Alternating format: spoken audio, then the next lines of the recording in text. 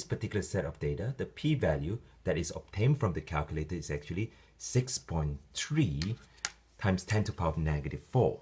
That is, the p-value in our case is 6.33 times 10 to the power of negative 4, which is a very small number, which you can rewrite it as 0.0063. What does the p-value tell us? The p-value is actually the probability of getting the results you did or more extremes given that null hypothesis is true.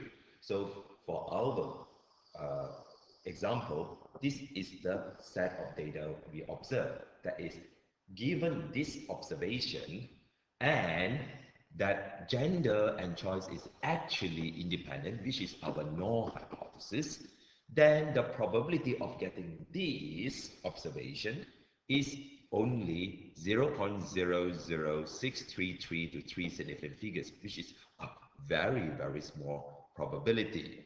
Now, what does a more extreme mean? More extreme means it could be, one example is that all the female like red and all the male like white, for example. This is an example of a more extreme case compared to this particular one. So what does the P of 0.000633 tells us?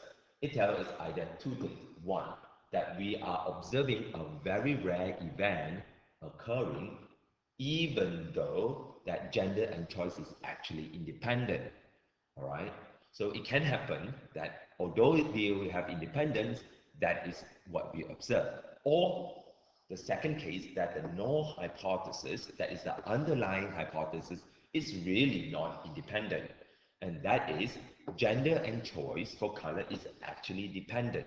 Now, when we are doing statistical analysis, many scientists or researchers, when facing this situation, will choose this, number 2. That I will say that, well, actually, since the p-value here is usually acceptable as less than 0.05, which is a 5% probability, then they will choose to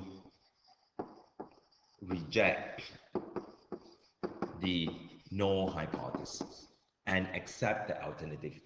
In this case, the alternative is gender and choice for color is dependent or not independent. But what it doesn't tell us is that how are they related. It just says not independent.